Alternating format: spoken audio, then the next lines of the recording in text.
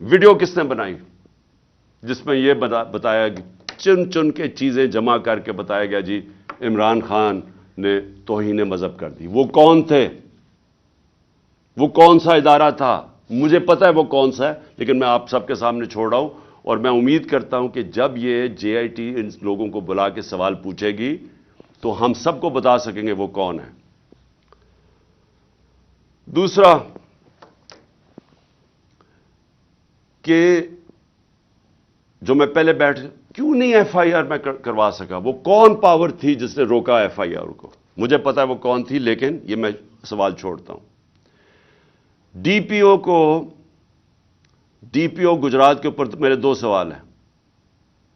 کس نے اسے کہا تھا کہ یہ ویڈیو بھیجے ان صحافیوں کی طرف؟ کس نے کہا تھا کہ پہلے ان کے ہمارے مخالف صحافیوں کے پاس ویڈیو کیسے پہلے پہنچ گئی؟ کس نے بھجوائی تھی؟ کس نے ان کو حکم کیا تھا؟ مجھے پتا ہے وہ کون تھا۔ اور پھر سی ٹی ڈی، کس نے کہا تھا سی ٹی ڈی کو یہ ویڈیو بنانے کا جو انہوں نے رات کے 12 بجے دوسری ویڈیو ریلیز کی؟ وہ کون تھا؟ وہ پنجاب گورنمنٹ تو نہیں تھی، تو وہ کون، کس نے ان کو کہا تھا کہ آپ بھیجیں؟ اور پھر وہ پیچھے بیک گراؤنڈ چینج کرنے کی کیا ضرورت تھی؟ اگر آپ کو کسی چیز کا ڈر ہی نہیں، آپ تفتیش کر رہے ہیں، تو یہ ایک دم وہ چینج کیوں کرنے، کیوں ثبوت چھپا رہے تھے؟ اور پھر جے آئی ٹی کے اندر سے چیزیں لیک ہوئیں اور ایک مخالف ہمارے جو بڑا ہمارے گیس بولتا ہے اس اینکر کو پہنچائی گئی۔ وہ کس نے پہنچائی تھی؟ کون تھا ہمارے جے آئی ٹی کے اندر کہ جے آئی ٹی کے اندر سے، اور یہ ایک جرم ہے کہ کوئی جے آئی ٹی کے اندر سے انفارمیشن لیک نہیں کر سکتا جب تک وہ عدالت میں نہ جائے۔ میں جو آپ کے سامنے چیزیں لے کے آ رہا ہوں یہ ساری عدالت میں جا چکی ہیں۔ اس عدالت کے اندر ایک پولی گراف ٹیسٹ کیا ہے۔ پولی گراف ٹیسٹ وہ ہوتا ہے جب آپ ایک انسٹرومنٹ ہوتا ہے وہ جب لگا کے آپ کے دل کے اوپر لگایا ہوتا ہے، تو وہ جب آپ سے سوال پوچھتے ہیں تو اس میں پتہ چلتا ہے کہ آپ سچ بول رہے ہیں جھوٹ بول رہے ہیں۔ تو اس نوید کے اوپر جب انہوں نے وہ ٹیسٹ کیا تو پولی گراف ٹیسٹ کے اندر دو چیزیں واضح سامنے آ گئیں۔ ایک، جب نوید سے پوچھا گیا کہ آپ کے ساتھ کن کن لوگوں نے، صرف ایک آدمی کے علاوہ کسی نے آپ کو کانٹیکٹ کیا تھا؟ اس نے کہا نہیں کیا تھا۔ جھوٹ نکلا۔ وہ جھوٹ اس لیے واضح ہو گیا کہ اس کے پیچھے پورا ایک پلاننگ ہوئی تھی، اس کو پورے تیار کر کے بھیجا تھا۔ دوسرا، اس سے سوال پوچھا گیا کہ کیا آپ کو ٹریننگ تھی پسٹل شوٹنگ کی؟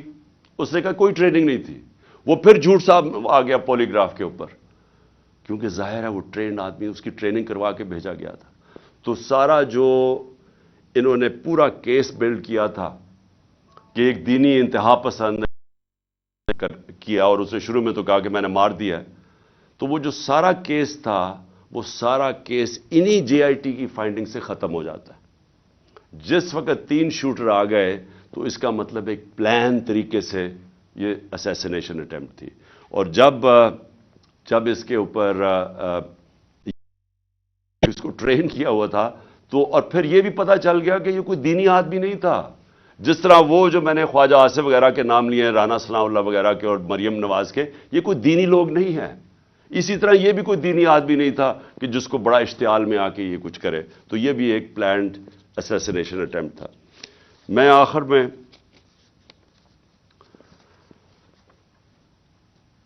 میں سوال پوچھنا چاہتا ہوں ان لوگوں کو جو اس ملک میں طاقت رکھتے ہیں۔ میں ان لوگوں سے آج سوال پوچھنا چاہتا ہوں جو مجھے پتہ ہے اس کے پیچھے تھے۔ مجھے یہ پتہ ہے کہ نون لیگ یہ اوپر سربراہ ان کے پیچھے تھے، مجھے اس کا واضح ہے۔ مجھے یہ پتہ ہے کہ رانا ثناء اللہ جس کے لیے قتل کرنا کوئی بڑی چیز نہیں، وہ پیچھے تھا۔ مجھے پتہ ہے کہ شہباز شریف جس نے ایکسٹرا جوڈیشل کلنگ میں، اس کے اوپر رپورٹ ہے 97 سے 99 تک، کہ اس نے کتنے لوگ پولیس مقابل میں قتل کروائے تھے۔ عابد باکسر کی سٹیٹمنٹ ہے کہ کیسے شہباز شریف ان سے لوگوں کو قتل کرواتا تھا.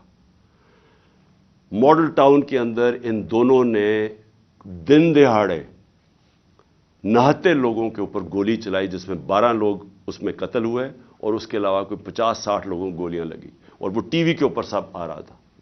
یہ وہ لوگ ہیں، ان کا تو مجھے پتا ہے. لیکن مجھے جو ایک طرح افسوس بھی ہے اور ایک طرح اپنے ملک کی فکر بھی ہے کہ وہ لوگ جن کو ہم سمجھتے ہیں کہ اس ملک کی انہوں نے حفاظت کرنی ہے، جو اس ملک کے محافظ ہیں، وہ اس پلاٹ میں کیسے شامل ہو گئے؟ کیونکہ ان کے بغیر یہ ہونا نہیں تھا. جو سارا کور اپ ہوا ہے وہ کبھی بھی یہ جو دو کرمنلز ہیں یہ نہیں کر سکتے تھے، شہباز شریف اور رانا ثناءاللہ. یہ اس سے زیادہ طاقتور لوگ کر سکتے تھے، صرف وہ یہ کور اپ میں شامل تھے. سارا جو طریقے سے اس نے کہا جی میں اکیلا ہوں، اسے منہ سے بلوایا گیا، ایویڈنس پولیس کے اوپر پریشر ڈالا گیا، ایف آئی آر نہیں، یہ دونوں نہیں کروا سکتے تھے. ان کے پیچھے ہمارے وہ لوگ ہیں جن کو ہم سمجھتے ہیں کہ ہمارے ملک کی حفاظت کریں گے. میں یہ سوال پوچھتا ہوں کہ کیا میں وہ آدمی ہوں جس کو آپ کہہ سکتے ہیں کہ یہ کوئی بیرونی سازش کا حصہ ہے؟ کیا آپ کہہ سکتے ہیں کہ اس نے اپنے ملک کا کبھی پیسہ ملک سے باہر رکھا ہوا ہے اور باہر بڑے بڑے اکاؤنٹس ہیں اور بینک اکاؤنٹ، جس طرح یہ جو چور اوپر مسلط کیے ہیں ان سب کے باہر پیسہ پڑا ہے، اربوں ڈالر پڑا ہے، اور ابھی بھی چوری کر کے پیسہ باہر لے کے جا رہے ہیں. جس نے باہر کمائی کر کے سب کچھ، آج اس کا جینا مرنا پاکستان ہے. میرا سوال یہ ہے کہ اس کو اگر قتل کروانے کی سازش میں آپ ملوث ہیں تو کیا آپ کو فکر ہے اپنی قوم کی؟ اگر ملک کی سب سے بڑی پارٹی کے سربراہ کو آپ قتل کروا دیتے ہیں، جو واحد فیڈرل پارٹی آج پاکستان میں، قوموں کو پولیٹیکل پارٹیز اکٹھا رکھتی ہیں. اگر قوموں کو صرف فوج کے ذریعے اکٹھا رکھتے تو ایسٹ پاکستان علیحدہ نہ ہوتا. ایسٹ پاکستان کی جو پاکستان کی سب سے بڑی پارٹی تھی، اس کے خلاف جب اپنے ملک کی اسٹیبلشمنٹ چلی جاتی ہے اور وہ ملک ٹوٹ جاتے ہیں.